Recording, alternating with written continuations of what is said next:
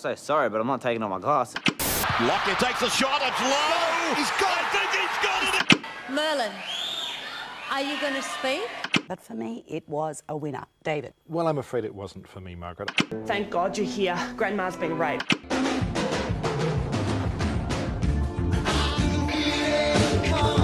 On.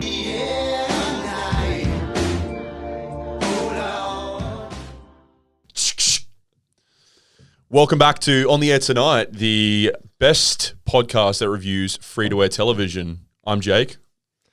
Sounds a bit different to last week, but How? the ever-changing intro. Does it?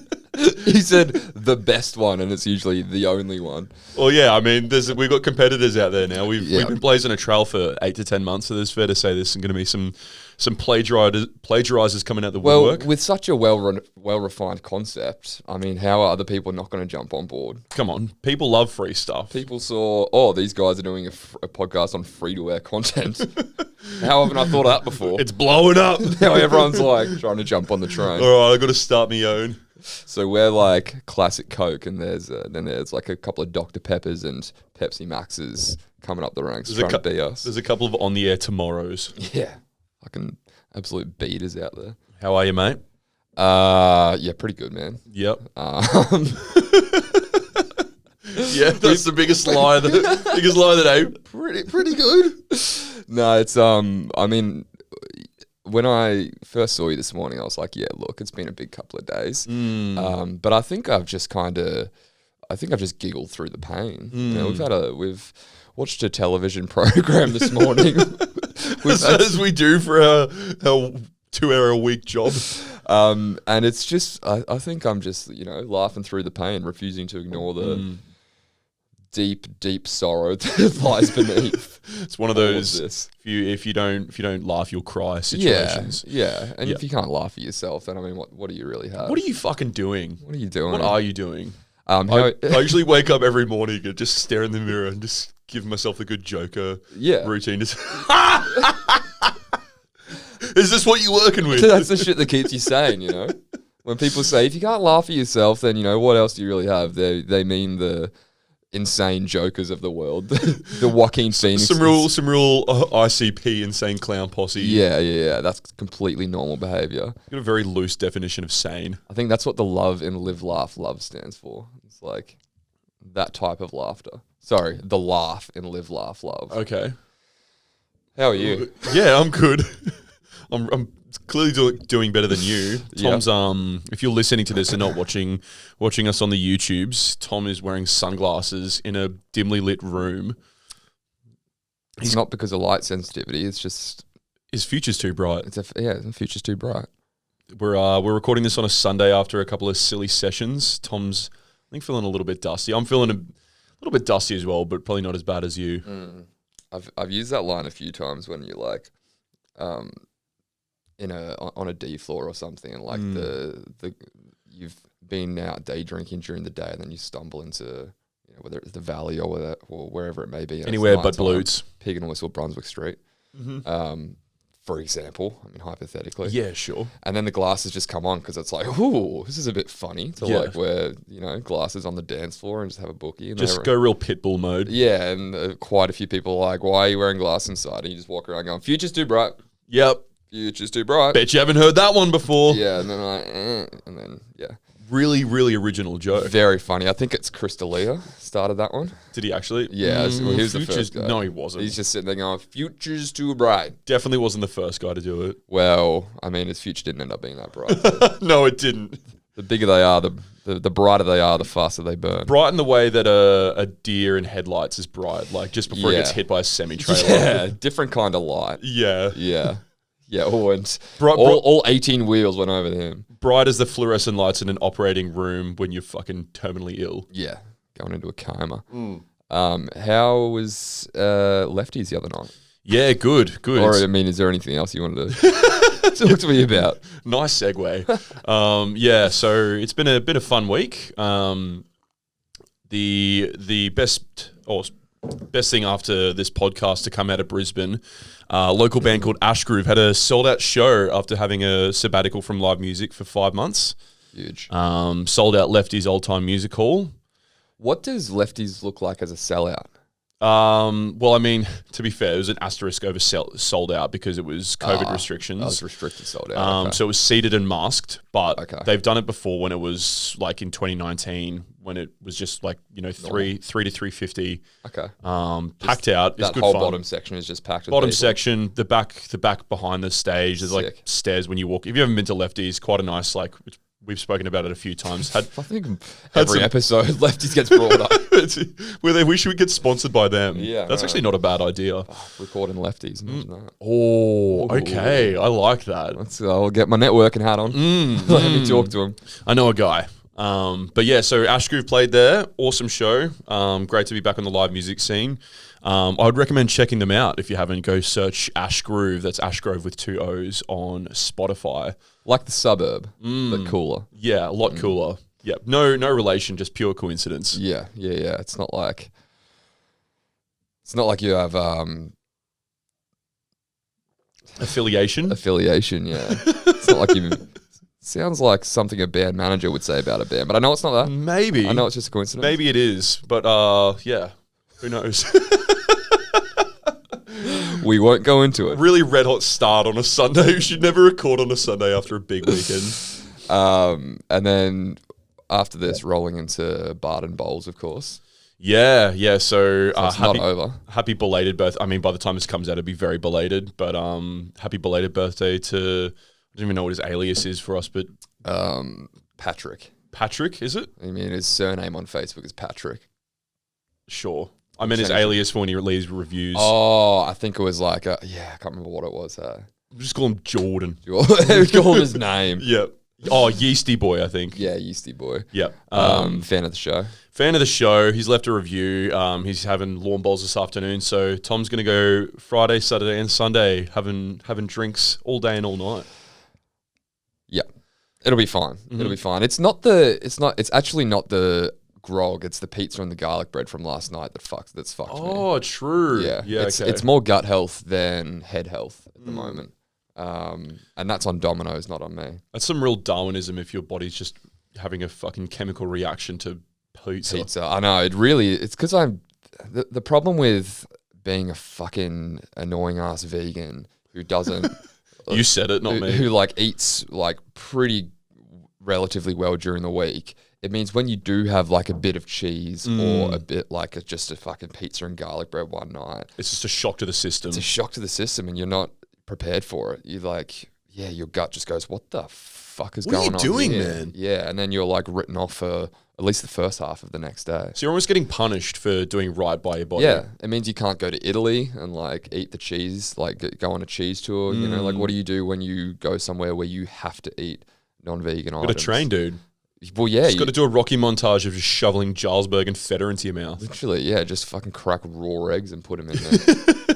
Just fucking deep fried prosciutto wrapped in brie. Yeah, it's like I need to do it like once a month to condition yourself. You know. Yeah. And then as you build up, just like start gaining more and more weight. Just turn into a full Tony Soprano. So by the time you get over there, you're just heavily breathing. Just give me 2 bottles of wine and 3 pizzas. Fucking gabagool, okay? What do you fucking mean? What do you mean you're out of gabagool? And they're like, it's a capicola. I've been shitting all fucking day. Come on. You told me a funny. We're gonna get into the show in a second. Sure. We'll edit most of this out, but this is worth listening to. No, we won't. You told me a Gandolfini tidbit, which was fucking huge before. Yeah.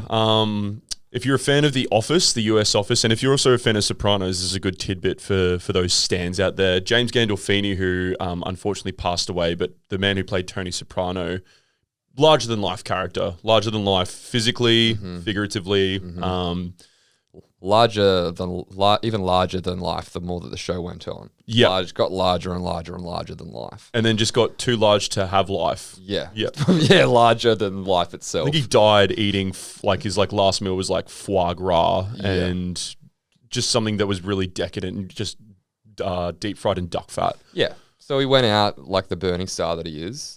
Got so big, eclipsed the sun. He's that fucking large, Huge star. huge star, and fucking went out the best way possible. For sure. Yeah, some real Elvis Presley ways to die. So rock star death. Yeah, but James Gandolfini, he was actually pitched to replace Steve Carrell on The Office when Michael Scott eventually left the US office. He was meant to be the new manager of Dunder Mifflin. Mm-hmm.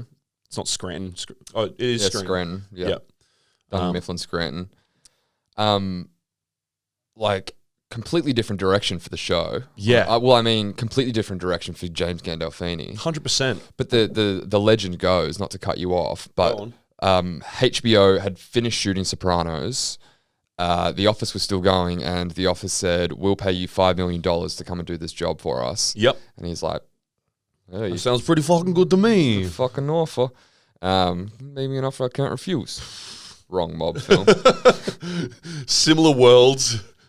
You're in the ballpark. In the ballpark somewhere. And then the Sopranos said, "We'll pay you $3 million to not go and do that. Even though the show's finished and you're not shooting with us anymore." Not a conflict of interest or conflict of schedules, just we don't want you to go and be funny after our show because it'll compromise the integrity of the Sopranos. For sure. You seem to have a gripe with it. I can see where they're coming from.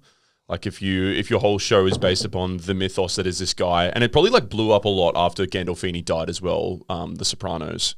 But yeah, it's such an American thing to do. Like, hey, I know you've been offered money to do something, but how about we offer you slightly less money to do nothing? Yeah. And then the work ethic of Jim Gandolfini was like, I'm gonna take a $2 million pay cut to do nothing, but still get $3 million. Sounds pretty fucking good to me. I sit on my ass, okay? What was his last? Wasn't he in an animation or something? He did Where the Wild Things Are. That's right. He was in Where the Wild Things Are. That would have been the last thing he did. Hey, Just a voice credit, but no, I think his last film was The Drop with Tom Hardy. Yep. Okay. He did a few things, but I just think it's a crazy concept. I've never heard of someone paying an actor to not go and flex their acting muscles in something post your show. Even though it's finished. I didn't even know you could do that. Yeah. Because it just seems crazy to that. They robbed us of seeing Gandolfini in funny zone. Yep. Because he's by all reports he's a fucking teddy bear on set. He's a not this sweetheart tough apparently. guy. Yeah. So it's just a shame that we, because it might compromise the integrity of the original show, we miss out on this other thing that could have been amazing, and we don't get to see the skill that he had. Yeah, he could have been one of the best comedy actors, but we'll never know. He's done some stuff. He's done rom-coms. He did a rom-com with Julia Louis-Dreyfus. True, where okay. he was just a sweetheart of Elaine. Yeah, Elaine. Yeah, it's just crazy to be like, oh, you only can play mobsters, because he did Killing Them Softly. Killing Them Softly, where he plays a similar character to Tony, and I assume they didn't have any problem with that, because they're like, oh, you go and watch that movie and he's kind of just still Tony, and then you come back and watch Sopranos and he's kind of still Tony. Yeah, it's not jarring. You're not going to see him being a goofy office manager of a paper company with a weird wig on and a $3 suit. Yeah. Just crazy. It's people know that things are TV shows and actors are actors. Surely you can separate the fucking the real. You don't think Tony gets Sopranos a real character? I suppose HBO is just a cut above. Definitely not talking about free to air content right now, but HBO is just a cut above, or just built differently as a network program or a program network where they're willing to throw money at their actors, going, don't do something else because they've just got so much money. They built they're known as the best TV show making network, you'd probably say. Yeah. Oh yeah, 100%. I mean, you've got the groundbreaking Sopranos, Band of Brothers, Game of Thrones, Westworld, The Wire. The Wire. There's plenty more. Oh, Boardwalk Empire, Deadwood. So much shit, but yeah, it just opens up an interesting can of worms, because do they now say if they made 8 seasons of Game of Thrones, do they go, Kit Harington, Jon Snow, you can only do medieval dramas after this? Yeah. Because we don't want to break the illusion. You need to wear a black cloak at all times. You can only play characters who wear black and Crow-esque. Emilia Clarke, if you want to do another acting job, you have to have a prosthetic dragon on your shoulder at all times. And she's like, oh, perfect. That's kind of my niche anyway. I don't have that much range, so that actually worked well for me. Can only act alongside dragons. No range at all. No. But I mean, for Kit Harington, that actually probably applies. Yeah. Like, fine, like, actor, good. I don't know, Kit Harington's fine. I don't want to fucking bash him, but can't see him going, and he wouldn't be getting offered Steve Carell's replacement part in The Office, put it that way. And if it was, it'd be just like a grab for like, oh, this is current pop culture. Let's get Jon Snow in as the next Dunder Mifflin manager. Yeah. And he just go in and brood. You know? Yeah, I feel he'd go in and brood, and then that's like his extent. He did like he's done a few things after Game of Thrones, but and they just make callbacks to the show that he was originally on, like these weird like meta comments, just like I am my father, and my father knows me. Yeah, especially when you've got a show where you can look at the camera. A bit of a Jim Halpert, and then he's like, "Well, isn't that a bit? Should we go to the wall?" Looks at the camera and was like, "What are you looking at, Jim?" I don't worry. Yes, King of the North office here. North America, some shit. Just thought that was interesting little tidbit, something to throw around, a bit of fucking chat. Before we get absolutely. into the show. If you're not going to learn anything, I mean, they say you learn something new every day, so you may as well come to your favourite podcast, Australia's #1 podcast that reviews free-to-air television. We're not just monkeys, we can be educators as well. Yeah. We can take you to church and school. Oh, yeah. All right, Hosier. We did have a review this week. It seems like Apple Podcasts kind of sorted themselves out. That was us campaigning at Jobs' grave. They felt they buckled under the pressure of our white picket fences. Well, I mean, hold your tongue because there's only one review. The good news is there's a new review. The bad news is all the other reviews are gone. Maybe we need to stage another protest. This is from Mum of Mermaids or another. It gives two alii, which is just strange on Apple Podcasts. It's the username's Mum of Mermaids, but it's written by Grim Shady. Very strange. 5 stars. You right? Go for it. Go ahead. You're doing one of those little. I was just going to talk about how weird it was that there's two alii, but continue. Is that not the plural of alias? Yeah, no. I'm saying it 100% is. You said it right. Right. It's just strange that they've set it up that way. It is. I mean, it's very confusing. Very weird. That's what I mean. Maybe they didn't get what we meant by the protest. So we need to make our signs clearer. Just be prepared. If you're going to leave an Apple Podcast review, we're going to give you 2. Well, Steve is going to give you 2 names. You're going to be asked for 2 names, so have 2 in the barrel. This is from Mum of Mermaids, aka Grim Shady. 5 stars. Straight off the bat, sorry, Pap, but obviously my boy Jake gets his Hulk-like physique from lugging Tom's lackluster attempts around ... wink face. Okay. Let's go! Not liking the shoe on the other foot over here. This doesn't feel very good. Yeah, there's just steam coming out the fucking top of your sunglasses right now. That's all right. Play on. But would say they make a great team. The banter, the characters and accents, and intellectual wit is what makes this addictive. Once again, you boys nailed it. ACA is abysmal. Shonky litigious society attempting to make waves, and sadly for the sheep around it, it does destroy possibly genuine businesses. 100% it does. Absolutely, yeah. It's just completely destroying the fabric of Australian business. Oh, yeah. I mean, that removalists went into voluntary liquidation after fucking one story. Wedgman removalists. They didn't even know about, like, they saw the story airing live like, on A Current Affair. Bad. Make a call to Tracy. Tracy just gets off the phone like, oh, they've just gone into liquidation. Breaking news. That story we just did, we've done our job. Oh, so we just got to get onto ACA and then it could either make or break us. Yeah, we go into liquidation after roasting Grimshaw. Liquidate all $0 of our podcast. As you said, thank God it's a dying breed, but props to Grimshaw for making bank on it. Keep them coming, perhaps put in a bit of effort to upload more eps per week. Shrug emoji. Look, Mum of Mermaids. Grim Shady throwing shade. I mean, it's the nicest insult you can get is, I want more of it. You don't do enough. More of what you're doing. You don't do enough. But that's a lot to ask. One a week kills me. Hey, if you're willing to sponsor us, Keep the food over the roof over our heads, the food in our mouths. If you want to, if you pay me as much as my day job pays me, I'll do an episode a night. Whoa.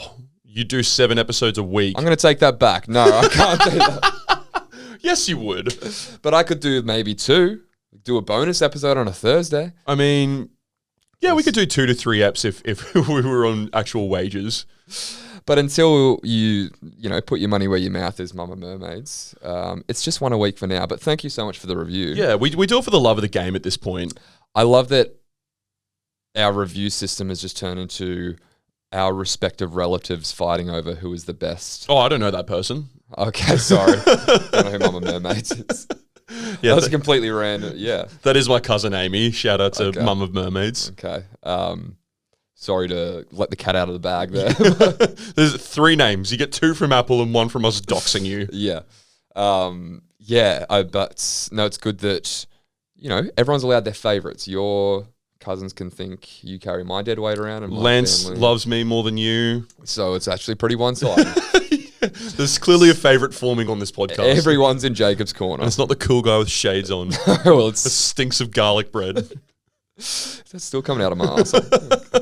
Just seeping out of your pores. Just compound butter rubbed into your armpits. Coming out of the biggest brown pore down there. If you know what I mean? Straight from the brown snake.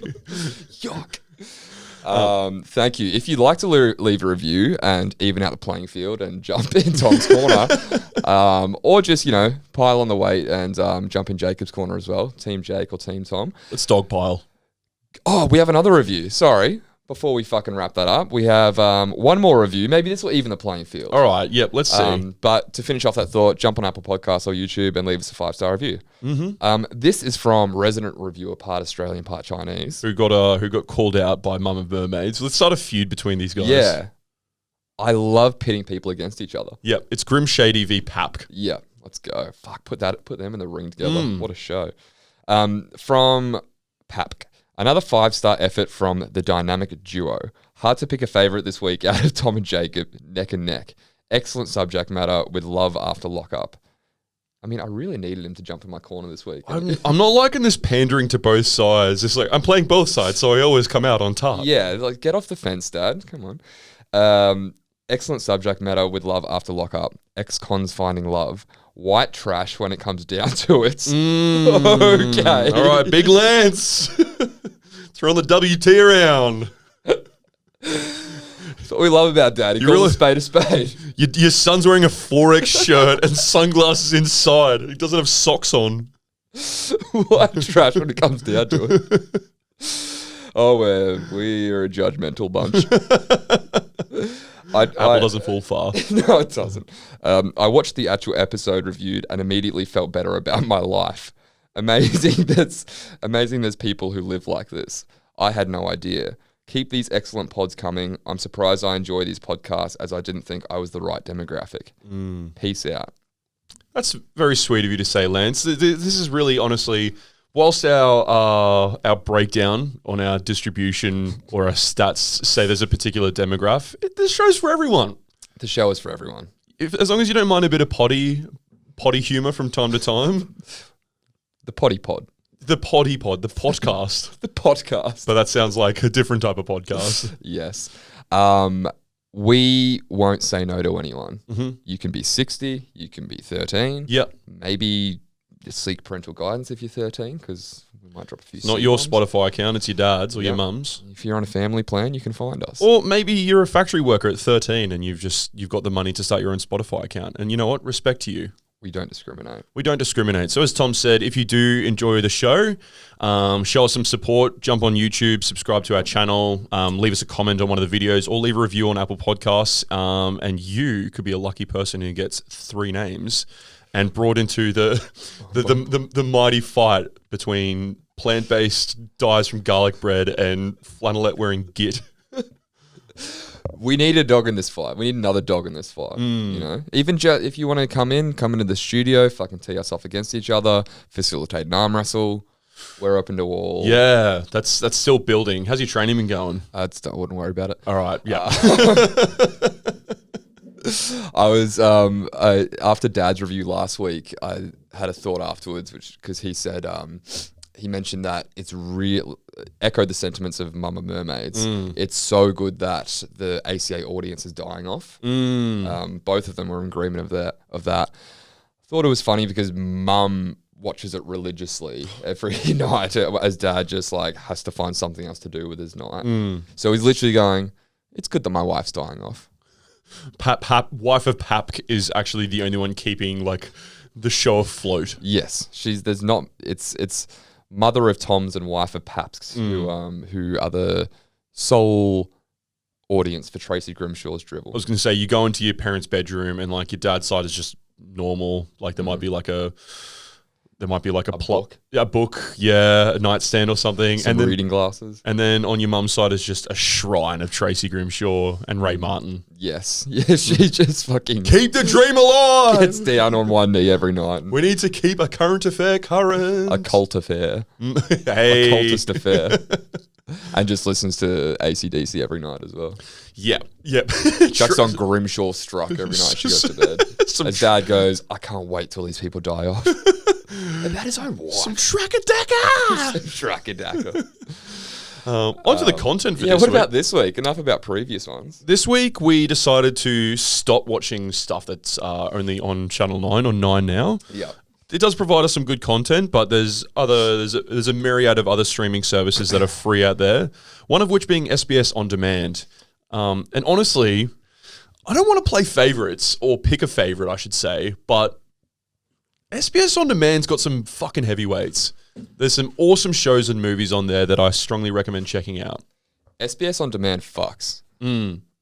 Big time. If there was a fight between ABC and SBS On Demand, SBS wins every time. They're both coming out of the ring bloodied up and cut and scarred, going to the hospital with major injuries, but I think SBS On Demand is getting its hand raised. ABC iView got a clear knockdown at the very beginning by the fact that they've got no commercials. Yeah, But- that's huge. But the pedigree of the quality of the content that they're putting out and they've got on there already, it probably just gets its hand raised at the end of the day. I think it does. Shows like, what's the Jason Sudeikis one that we saw an ad for? Ted Lasso. Ted Lasso. Do your own research. Go and look that up. But that's like fucking Foxtel quality shit. I can only assume, I haven't watched it. But Jason Sudeikis lead it, like fucking. It's got shows like that. You got comedy It's like got that. It's got Taboo. Tom Hardy shows. It's got Handmaid's Tale. Handmaid's Tale. Letterkenny is a good. There's a lot of good comedy shows on there. Letterkenny. Nirvana the band, the show. Yeah. They've got movies like Bone Tomahawk on there. Don't see that on ABC iView. Nope. Just fucking You Can't Ask That. And a Yeah. bunch of fucking polyamorous, fucking Arndo painting Mr. Higgins and shit like that. Also, probably Still good. Also, probably the Australia's most adored show at the moment, Love on the Spectrum, which I still haven't gotten around to watching, but I will give that a watch and we'll review that in the coming weeks, guaranteed. We will watch that, guaranteed. Watch out for that episode. Yep. But SBS On Demand has fucking some massive hitters. Yep. One of them being Alone. Alone is probably one of the more interesting shows we've seen recently. As Jake filibusters and pulls up the hypothesis. Yeah. Sorry, the synopsis. How about this is a new segment? I give my summary of the show and then compare it to the actual Please one. do. You're not far away, Tom. Alone is 10 North Americans get dropped out into the wilderness. There's no camera crew with them, so that's the difference between this and Bear Grylls. They film all of the content themselves, and they have to survive in the North American Alps where there's bears, coyotes, cheetahs. There's 500 grand on the line. Cheetah, fucking Cougars. Cougars. A couple milfs out there. 500 grand to the last person standing. Yeah, that you pretty much hit the nail on the head. 10 hardcore survivalists alone in the Patagonian wilderness in Vancouver Island. No camera crew, no teams, no producers. On a single mission to stay alive. At stake is $500,000 awarded to the person who can last the longest. They will face extreme isolation and psychological distress as they plunge into the unknown, self-documenting their experience. Wow. Pretty close. Yep. You pretty much hit the nail. In fact, you did a better. You should be applying for SBS On Demand. Writing Hey, copywriters. writing their on demand or their show synopsi. Firing on all synopsize. This show is pretty fucking off tap. It is. It's definitely a show. It's not often I say this for the shows that we watch because we usually do a one and done where we'll pick an episode, break down what we see. But this is a show, honestly, I want to go back and watch. They've got 6 seasons available. We watched season 1, episode 1, so the pilot, just to give ourselves a little taster of what was to come. Yeah, and it's one that I'd go and watch as well. 100%. I'm definitely hooked after episode 1. Concept-wise, how is it different? I mean, it differs from Survivor, and I mean, its point of difference to a Survivor or a Bear Grylls or a Survivor Man, or we've seen these kinds of shows before. I think the biggest point of difference is it's a competition between. So it's like Bear Grylls if there was 9 other Bear Grylls, and you could tap out at any point if it gets too dicey. Yep. And there's money on the line, and there's no camera crew. I think that's what sets it apart from other shows. For sure. I think that's mentioning those 2 shows, Man vs. Wild and Survivor. It's a happy medium between the 2. Doesn't have the drama and the game, the contests that Survivor does, but it's also 10 survivalists that maybe aren't as like. Bear Grylls just seems like a fucking pro. He's a pro. Yeah. I mean, and that's also comes down to it being, some would say, somewhat scripted. Yeah. But at the end of the day, it's 10 facilitated to some degree. Yes. Correct. Whereas this just seems raw, very candid, where it's 10 blokes all dropped in Vancouver Island, isolated far away from each other between mountains and valleys and water that's impassable. So they're all literally isolated for as long as they can just survive. Yeah. Some blokes are like, oh, look, I'll see how I go. I'll try and last 90 days, 3 months in the wilderness. Yeah. You get to take 10 items with you. So they get their own cameras to just sort of document their experience. But on top of that, they take 10 items. I think the biggest difference between, Grylls and this is, as we said, Bear is a pro. These guys are just dudes. Like you have to be somewhat a man of the land to go out and do this shit and to survive literally on your own. I don't think, speak for yourself. I could probably do it. I don't think you could go and do it. Really? The guy who nearly fucking had to go to hospital from eating garlic bread? Yeah, no, I'd be fine. I'd just find some... There's no Domino's out there, so you should be fine. Exactly. I'd live off the land, bro. How am I supposed to? I'm a vegan, don't you know? We eat grass. Yeah, I'd probably go into iron deficiency if I tried to eat fucking plants for a couple of weeks. And therein lies the... strength of character, the difference in, the weakness in character of yourself and not me. Real beta herbivore mentality over here. Beta carnivore mentality. Needs to wear sunglasses inside or also fucking cause damage to his corneas.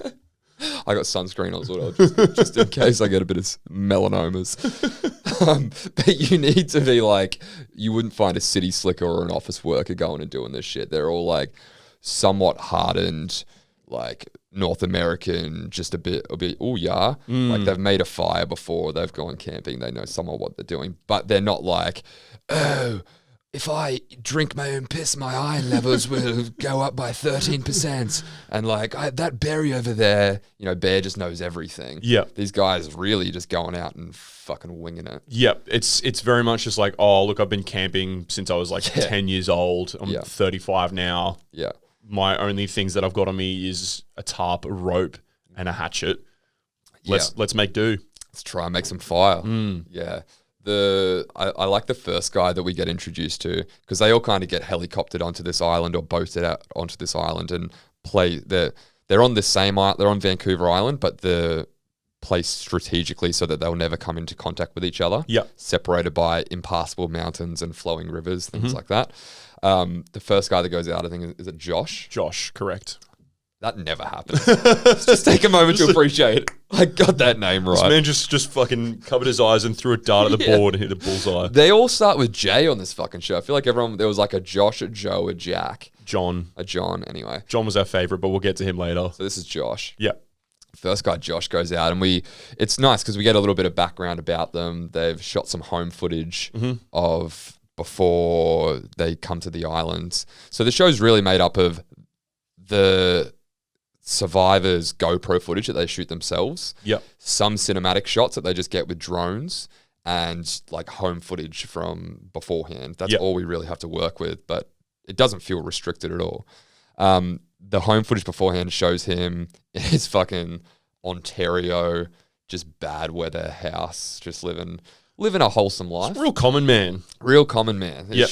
It really humanizes these rock stars. Mm-hmm. And he's like, yeah. So I came out here and I thought I'd just give it a crack, but my wife's 4 months pregnant. Yeah. Cut to a shot of his wife holding a 3-year-old bub, and she's got a belly. And he's like, now's a good time to go and try and win $500,000 and maybe die. We're like, really, bro? Staying out in the wilderness. And they always frame on these shows, they always frame the family as the stakes. Mm-hmm. You know, I'm doing this for my family. Yep. And like, that's the reason I'm out here. If I'm ever a bit too cold and wet and hungry, I just think of my daughter. It's like, And that gives me strength to go on. yeah, they always frame it as like he's such a hero because he's got kids back home. But it's like, you left them. Yeah, you just ditched your fucking pregnant wife to take care of, basically feed 3 mouths, like 2 for herself and 1 for her son. Yeah, who's looking after the wife? Who's looking? I hope you got a good mate that you can trust going around there to fucking play man of the house. The producer's like, I can take care of her. Yeah, don't worry, she'll be fine. This camera will be put to good use. You know how many tripods I've got? A lot. I've got a flesh one right here as well. Just a weird choice to go, and then he ends up lasting one night in the woods. To be fair, he got the short end of the stick. We're gonna spoil the first episode of what really happens. It's fine. Go and watch it. It's the pilot. So he gets handed the short end of the stick because he gets placed in the fucking bear-infested corner of the island. Yeah, literally. As soon as he gets there, he's like, "Oh, I've set up. My camp is like 30 meters from where I was dropped, and 10 meters away from me is fresh bear shit." Mm-hmm. And then he steps in it. It's like, steps oh, in it, that's a really good omen. Yeah, that's a great omen. This is going to end well for me, I think. 1 hour in, stepped in bear shit. It's like, I've ruined my shoes and I'm going to die. Yeah. Fantastic. These are fresh boots. Come on. This is my Timbs. Yeah. I just got these Nikes. Fresh Jordans, dude.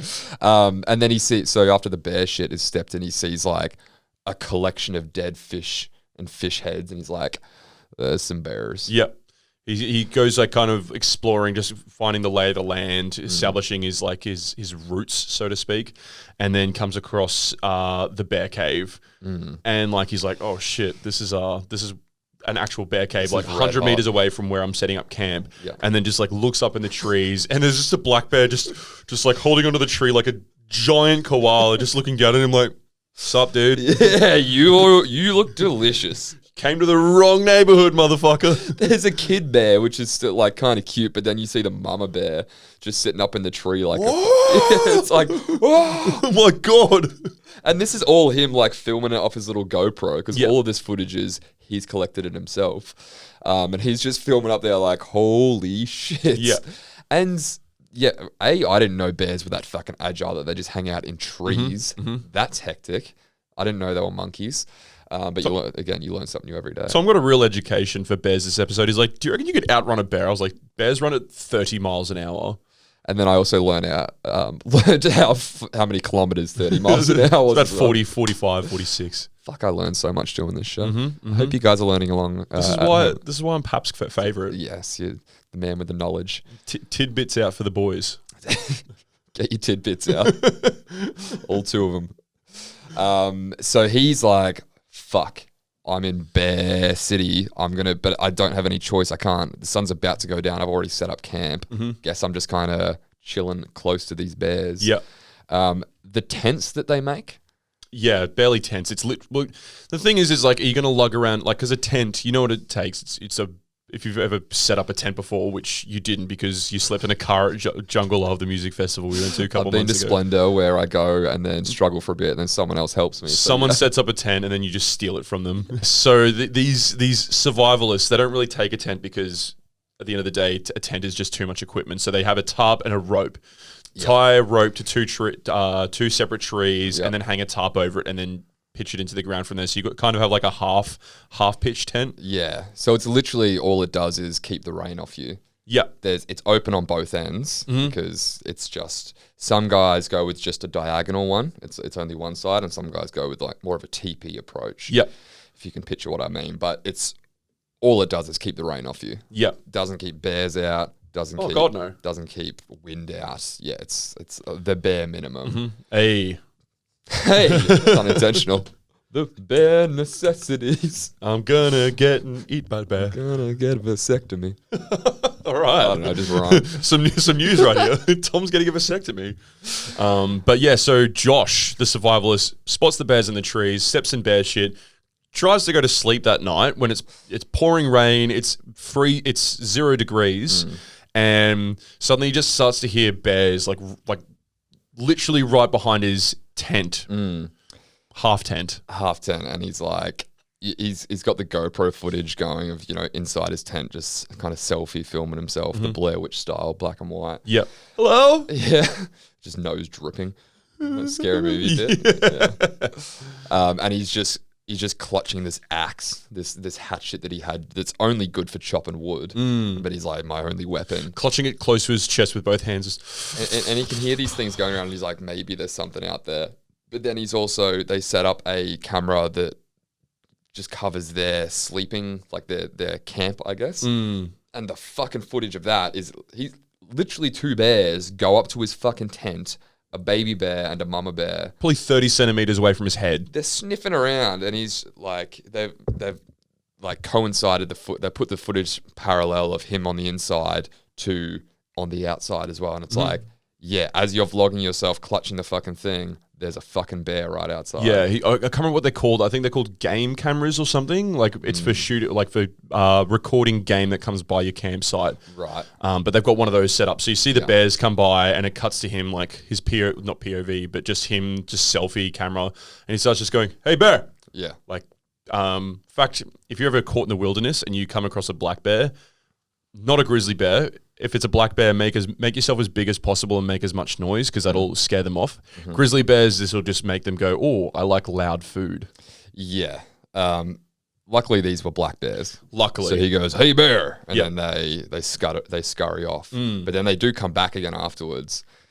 And he's just like, I think he vlogs in the morning or in the midst of the terror. Like he's like, "I am scared for my fucking life." At the 11th hour. Yeah. He's like, "This isn't worth it. My wife is," he says what the whole audience is thinking. He's like, "My wife's 4 months pregnant at home, and this isn't worth maybe dying over. $500,000 is not worth dying over." No. And we're all like, yeah, dude, could have told you that before you went out there. Yep. So he uses the satellite phone and taps out. They're all given a satellite phone. It's like in Harry Potter in the fucking goblet of fire. You tap out, you put your sparks up in the air. You get your flare. And then Dumbledore comes to rescue you. Well, he should do, unless you're Cedric Diggory. Yeah. Spoilers for Harry Potter 4 if you haven't seen it. If you haven't seen a movie that came out 17 years ago. Get around to watching it. But yeah, so he taps out after night 1 because he's like, "I got kids." And it's like, yeah, so 1 down. 1 down, so 9 remaining. And can I just ask? Yeah, please. Before we go on. No. Any form of structure. What structure? What happens if he gets mauled? He He wasn't that far from getting mauled. I imagine they don't use the footage. I imagine the show completely shuts up shop. Yep. Either that or... Pretty likely. Or... If it's as bare bones and raw as they say it is, pretty fucking likely. Or let me take it a step further. Instead of there being 10 survivalists, do they get 15 survivalists, and 5 of them have died, and their footage is just lost in the wilderness? They're like, well, we'll just pitch it as we only recruited 10 survivalists, but it was actually 15, and 5 of them just turned into fucking bare HSPs. Well, that's what I assume. Like, we wouldn't know about any of them actually dying. Uber Eats. Sorry, I wanted to get that one out. Sorry, I can't believe I was even thinking of talking over that. My bad. Uber Eats. Deliver poo. Hey. I don't know, bear shit. Poo bear? Yeah, poo bear. Yeah, I imagine if someone actually died on the show, they wouldn't use it. But then it's like, that kind of ruins the anticipation of the show because the whole show is set up as dangerous and they could die. And look how harsh these conditions are. If someone actually dies, we just don't get to see it. Yeah. It's like you can't pitch the whole show on maybe this is going to happen and then it happens and we just don't hear it. The footage is eradicated. But I think it's more survivalist in the way of living off the land, being completely isolated, battling the psychological warfare of not speaking to someone for potentially months, if not. I mean, one of the guys, I think his name was Joe, he's like, yeah, I'm just coming to terms with the fact that I may not see my daughter for a year. You're thinking of just like doing this challenge for $500,000. It's a lot of money, but you want to stay in the wilderness for a year. For a year. It's like, is $500,000 worth it? I think the prize money needs to be more.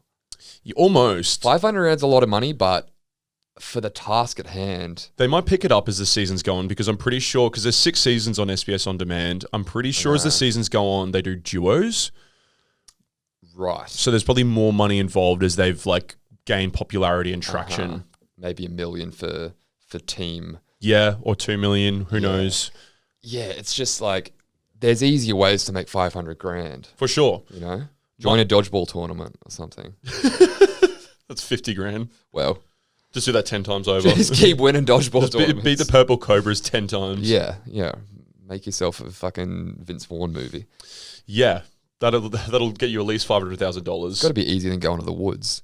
But yeah, it's just fucking. It's a bit sketchy. It's like I just don't know what happens if they die. I imagine the contracts are like fucking insane. Yeah. Like, imagine the what do you call it? Like risk assessments, but like the not disclosure. The basically same thing. If you go like skydiving or something like that. Yeah. The safety agreement. Yeah. Or like you're signing away. Like it's like we're not responsible.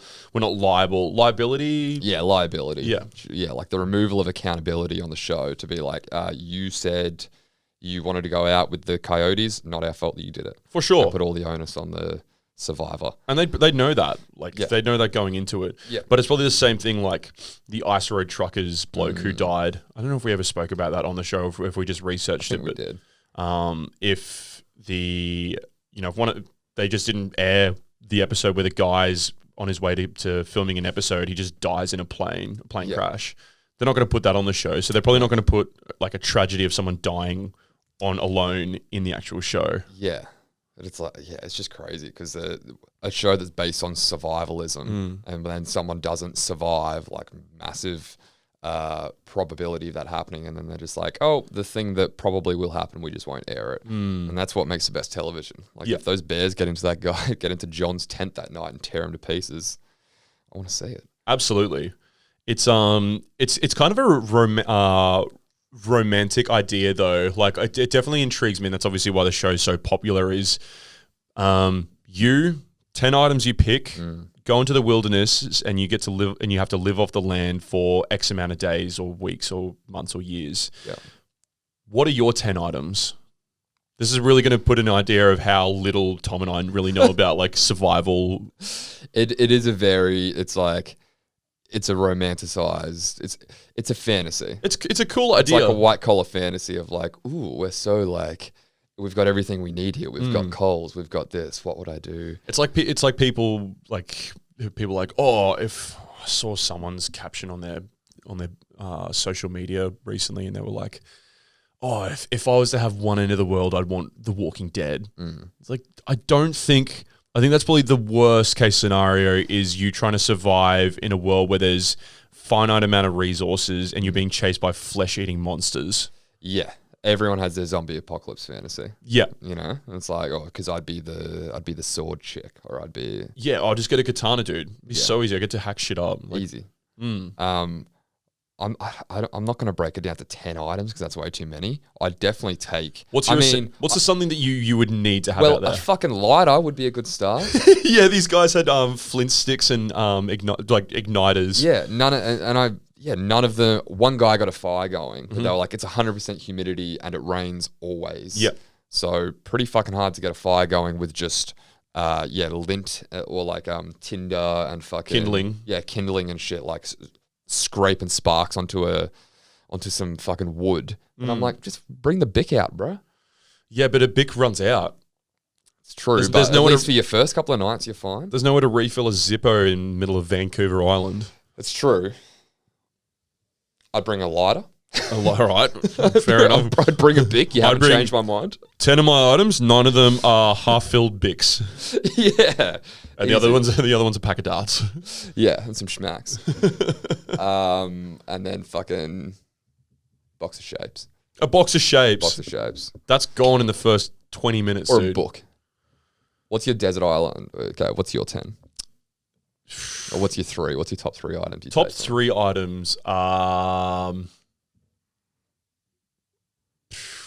Box of shapes is actually a pretty good one. Now that I'm thinking. Fucking roast beef. I got you thinking about cheese and bacon shapes. All I can think about is food. I'm like, it looks so hard for them to get any sort of food. There was one shot of a guy going and just picking out just out of the water. He was like, oh, I got some mussels. They're just like these dirt covered like fucking hermit shells and mussels and stuff. I was like, oh, that doesn't. One of look them's like an edible snail. He's like, yeah, I just gotta like peel the shell off that and get the slug out of it. periwinkle. Yeah, periwinkle. Not a Harry Potter spell. So yeah, it's an actual thing. Yes. Things I would actually bring. One of the guys had a bow and arrow, but I guess I'd have to learn how to use that. That seemed like a pretty cool idea. Yeah. An An axe. axe. Probably need an axe. Yeah. A knife. Mm. Some rope. I don't know. All I can think about is like what can make like it a little bit more luxurious out there, like solar powered phone, so I can play Bejeweled out there. Just like something to not survive, but just make dying more tolerable. You know, like a good book or some fucking Temple Run on your iPhone. I'd bring like 15 kilos of bacon. Like, because once the fire started, that shit, like, especially in the freezing, the bacon wouldn't go off because it's just so cured. Right. Just eat bacon until I just either get eaten by. Actually, they would just bring all the bears and the wolves and the cougars Imagine to my them smelling direction. bacon. They'd be like, "Whoa, Fresh meat. what, You dude?" just wrapped yourself in like fucking bear food. Yeah, Yeah. but at least Bad move, dude. You wouldn't last a night out there. You're fucking useless. they'd see you and be like, "Box of shapes." Nah, I don't want to eat this guy. Exactly. I have way less meat on my bones as well. Who's this malnourished vegan around here? This thick boy who's been eating pork rinds for the past 3 days. They're going for you. So when they start recruiting for duo edition of Alone, we're not doing it. God, no. I won't be doing it with you, put it that way. All right. You'd get us killed. Who would you take then, considering how minimal survival experience that we have? Can't say Bear Grylls. Who would you take as your like survival companion? What, anyone in the world? Yep. You don't have to say me because I'm in the room. Wasn't gonna. Okay. Rude. But also a good choice.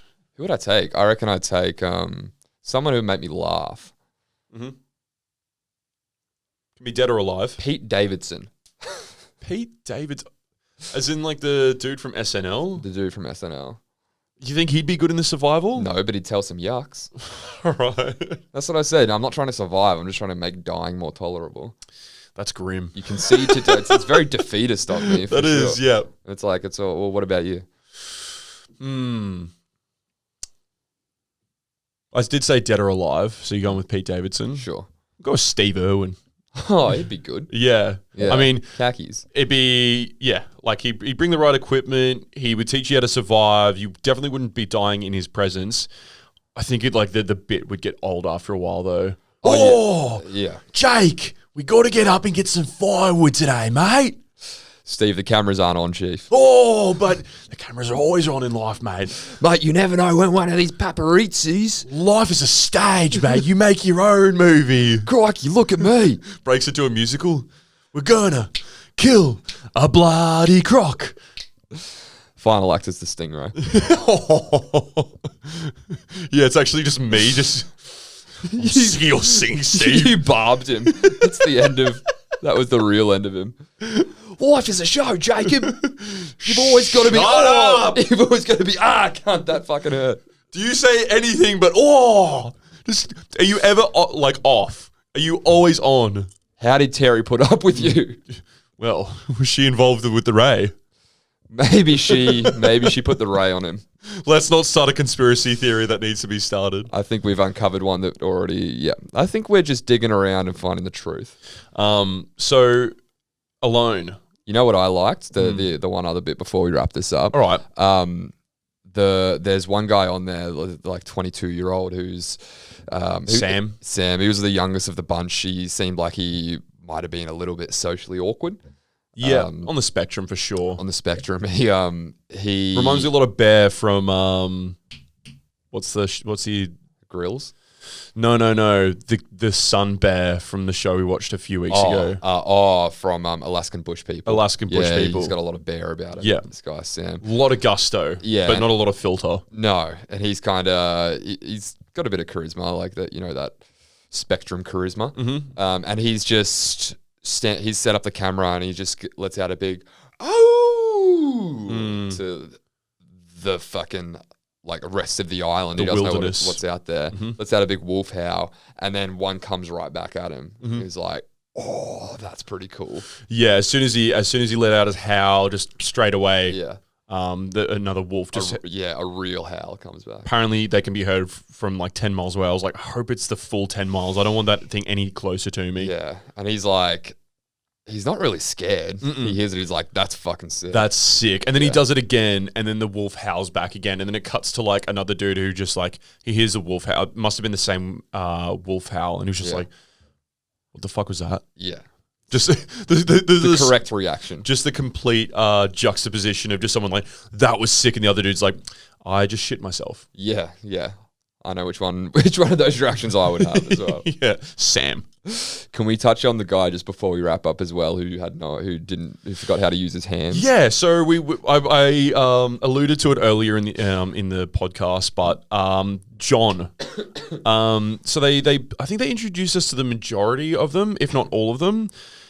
They showed like a little bit of each person's like setting up camp, going out and trying to find water, firewood, food, and somewhere to set up camp.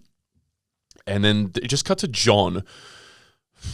I don't even know where do you even begin with this guy? It's a hard one to articulate how funny this was, but we were fucking losing it. Because this guy, and I think we should just post the actual like uncut 45-second clip of it, but he's just set up the tripod and he's filming himself and he's kind of giving an intro of where he is and what his day's like. Yep.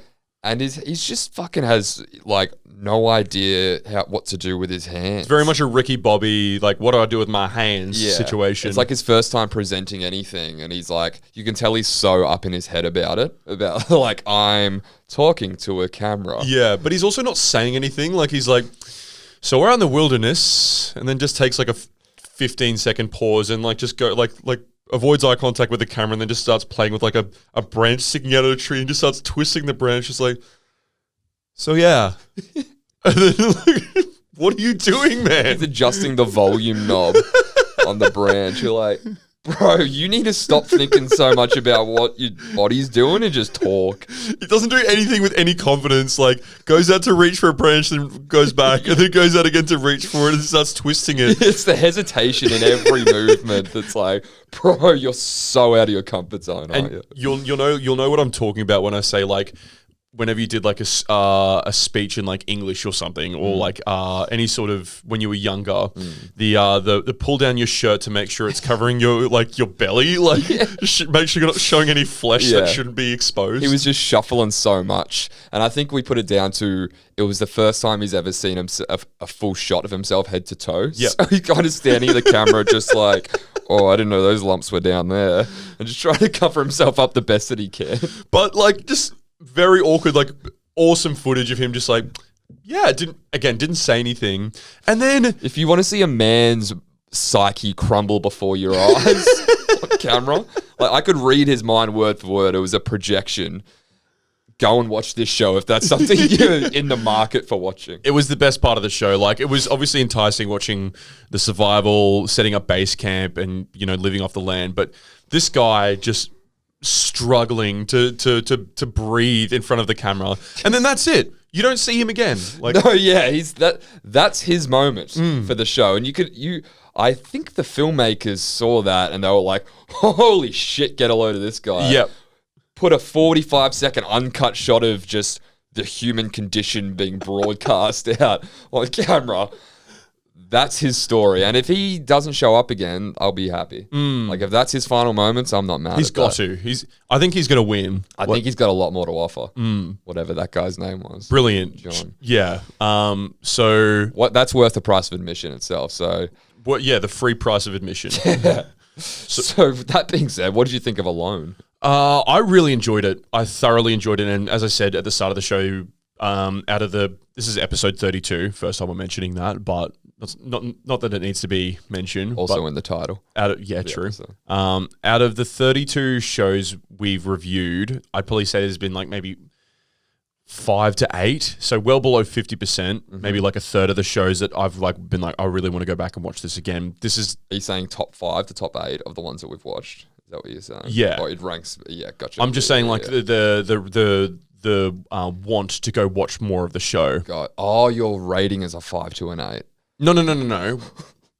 God damn it. Gets up and leaves. I'm getting hung up on the 5 to 8. I apologize. So what I'm saying is like out of the 32 episodes that we've done, I'd say 5 to 8 of them have like rewatchability. I'm with you. Okay, I'm you're with picking you up what now. I'm putting down. I thought you were struggling in this episode. My brain is absolutely kaput. I'm with you. There's Yeah. maybe 5 to 8 shows that you would actually go and watch, this being one of them. Correct. Yep. But that being said, I'll give it a 5 to 8 bear shits out of 10. No, I'll give it a 7.5 bear shits out of 10. 7.5 bear shits out of 10. What would you rate Alone, Thomas? Alone. Yeah, I'd probably go and watch some of this in my own time. I think it could get repetitive pretty quickly. But I'd probably give it like 2 more episodes as a trial and be like, okay, it's another guy in the woods. Okay, this is hard. How many more challenges can there be? Yeah, it's surprising that there's 6 seasons of it, but I'm willing to, have my expectations Exceeded? surpassed. Yeah. So I would give Alone probably a 6. Adjustment of volume knobs on a branch out of 10. Okay, 6 out of 10. 6 adjustment of volume knobs out of 10.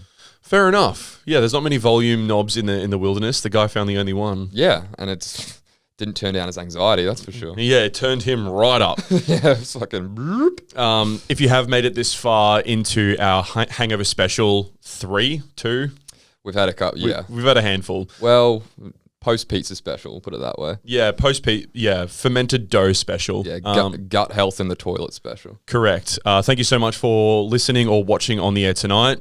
Be sure to give us a like, subscribe if you are new, and we will see you next time. Bye-bye.